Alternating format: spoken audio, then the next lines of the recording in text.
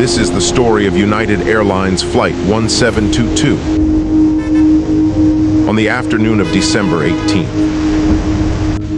United Airlines Flight 1722, a Boeing 777-200ER, was set to depart. The flight was scheduled to depart from Kahului Airport and fly across the Pacific Ocean, heading northeast toward the U.S. mainland, with San Francisco International Airport as its destination. The route covered a distance of approximately 24 miles, with an estimated flight time of around 5 hours. The weather in the region was far from ideal, with heavy rain reducing visibility. To make things worse, there were warnings about low-level wind shear.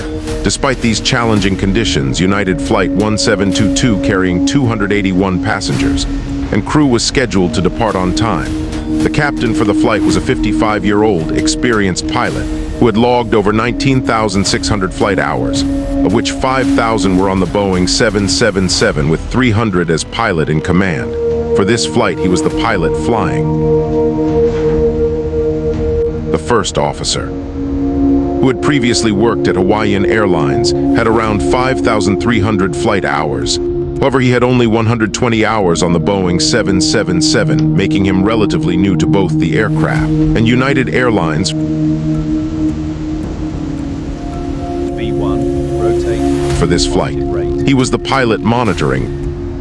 The pilots arrived as the aircraft was being prepared for departure. The captain first spoke with the purser, who reported that the earlier descent and arrival into Maui had been turbulent. Meanwhile, the first officer conducted the pre-flight walk-around. The captain briefed the purser on the specifics of the upcoming flight.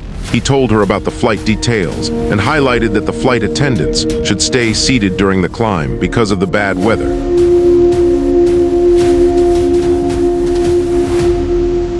As the first officer finished his walk-around, he received a text message from a friend. Just hours earlier, Hawaiian Airlines Flight 35, an Airbus, a 330 traveling from Phoenix to Honolulu, had encountered severe turbulence during its final approach. The turbulence was so extreme that 36 people required medical attention, including 11 with serious injuries. Among the injured were a 1-year-old child and 3 crew members. This incident showed just how unpredictable the air currents around the Hawaiian Islands were and highlighted the importance of staying alert in such dangerous conditions, concerned the first officer. Quickly texted back to thank his friend for the update, then turned off his phone before entering the cockpit. He immediately shared the information with the captain, ensuring they were aware of the potential for turbulence during their own flight. As the 271 passengers began boarding, the pilots carried out the performance calculations. The Automatic Terminal Information Service, or a TIS, a continuous radio broadcast, providing pilots with up-to-date airport information, was unavailable at the time.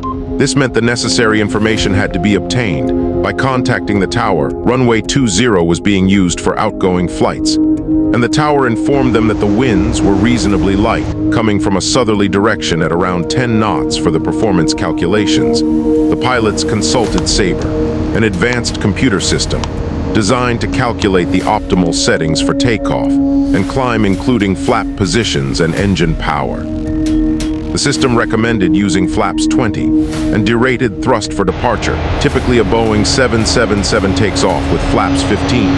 However, the unique demands of this situation, such as the short runway and the wind conditions, required a flaps 20 setting, which is less commonly used for takeoff.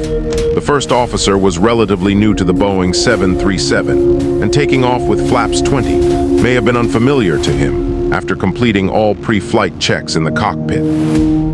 Pilots contacted Maui Tower to request clearance for pushback and engine start. At approximately 2:30 p.m. local time, the aircraft began its pushback. During this time, the crew was informed that the active runway had changed to runway 02, with the pushback completed and the engine started.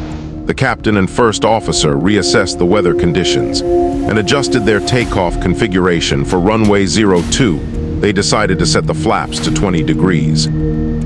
With maximum thrust for takeoff, marking a change from their original plan of using reduced thrust. This decision was prompted by reports from other pilots of significant low-level wind shear, highlighting the need for a powerful takeoff to ensure a safe climb out of Kahului. After a short taxi, they reached the holding point and were cleared to line up and wait for takeoff clearance. The windshield wipers were set to high, and the weather radar was activated, revealing the severe weather ahead. At 2:49 p.m., the crew received clearance for takeoff. With full takeoff thrust applied, the Boeing 777 accelerated down the runway. The rotation and initial climb proceeded normally, with the first officer retracting the landing gear. However, they soon encountered rapid airspeed fluctuations, with light turbulence intensifying as they climbed. As the aircraft reached the thrust reduction and acceleration altitude, the captain adjusted the pitch slightly to increase speed and called for flaps 5. Yet in the moment's stress, the first officer misheard the command and set flaps 15. This small mistake would soon lead to a series of events that put the flight at risk. After selecting flaps 15, the first officer checked in with Honolulu Control. As the aircraft climbed through 1,400 feet and entered instrument meteorological conditions, they responded with instructions to climb to 16,000 feet. They also advised that moderate to extreme weather conditions were present in all directions and approved any necessary weather deviations. At first, everything seemed normal. The aircraft climbed steadily, and the crew focused on their tasks. But then the captain noticed something unusual. The airspeed was increasing more rapidly than expected, and the maximum operating speed indicator began to move to a lower value than anticipated. Concerned about a possible overspeed condition, the captain immediately reduced engine thrust by overriding the auto throttle. This adjustment caused the engines to decelerate, slightly resulting in a slight downward pitch momentum, which caused the aircraft to pitch forward slightly. Though it continued to climb, the captain's attention now turned to what was happening with the flaps. In his mind, flaps 5 should have been selected, as he had called for them. But since that was not happening, he began to anticipate some kind of flap malfunction. He started checking the engine indicating and crew alerting system to see if any emergency procedures needed to be followed, but there were no alerts, and no chimes had been heard indicating that it couldn't be a flap malfunction. Seconds later, the captain realized what was wrong. The flaps were set to 15, not to 5. He called for flaps 5 again twice, and then looked at the first officer to ensure he was selecting the correct flap setting. But by then the situation had already escalated. The aircraft's pitch was decreasing, and the airspeed continued to rise. The first officer, noticing the rapid increase in airspeed and the changing pitch, asked the captain about the situation, but received no immediate response. Instead, the captain, likely still concerned and focused on the impending flap overspeed condition, asked for flaps 1. The first officer thought it was strange that the captain was pitching forward in response to a high-speed event. However, because of the moderate turbulence, he was unsure if the captain was actually reacting to handling difficulties, wind shear, or if they might even have some sort of instrumentation problem. While the captain was focusing on the flap settings, he failed to notice that the downward pitch motion of the nose had continued. The Boeing 777 no longer correctly configured for its speed, and altitude began to descend rapidly. The descent rate increased to over 8,600 feet per minute, a dangerous rate in any situation, but especially just after takeoff.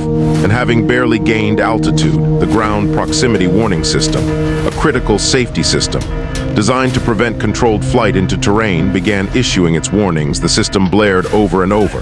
The first officer, recognizing the imminent danger, called out the warnings, now fully understanding the situation. The captain knew he had to act fast to prevent a disaster. Inside the cabin, the passengers were unaware of the technical issues unfolding in the cockpit. They only knew that something was wrong. The aircraft suddenly dropped, and many were thrown against their seatbelts. Panic began to spread as the aircraft continued its descent. In the cockpit, the captain acted fast as they broke through the clouds and found themselves face to face with the ocean. Death stared them in the eyes. The captain pulled back on the control column, initially reducing the thrust slightly, likely to avoid a flap overspeed they were still dealing with, but quickly added maximum thrust. As part of their controlled flight into terrain escape maneuver, he fought to bring the aircraft back under control.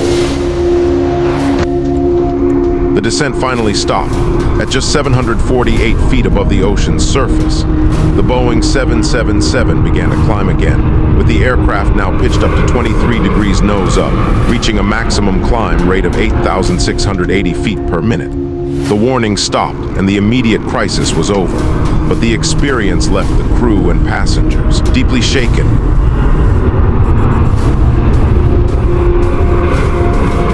Among the passengers were individuals who later recounted the terrifying moments. When the aircraft dove towards the ocean, one passenger described seeing nothing but water filling the window, convinced they were about to crash. The screams and panic in the cabin were overwhelming. It wasn't until the captain made an announcement, reassuring everyone that everything was okay again, that a sense of calm slowly returned.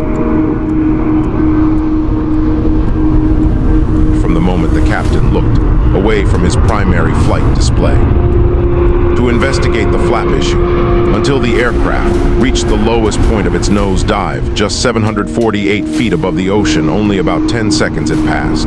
During those few critical seconds, the Boeing 777, which had initially climbed to around 2,100 feet, saw its descent rate accelerate to over 8,600 feet per minute, bringing the aircraft dangerously close to disaster. Had the crew reacted just a few seconds later, they would likely have crashed into the water. Once the aircraft was on a stable climb, the captain contacted the purser to check the condition of the passengers, crew, and the aircraft. The purser confirmed that everyone was okay and that there was no internal damage, with no injuries reported among passengers or crew and no signs of structural damage. The captain decided to continue the flight to San Francisco.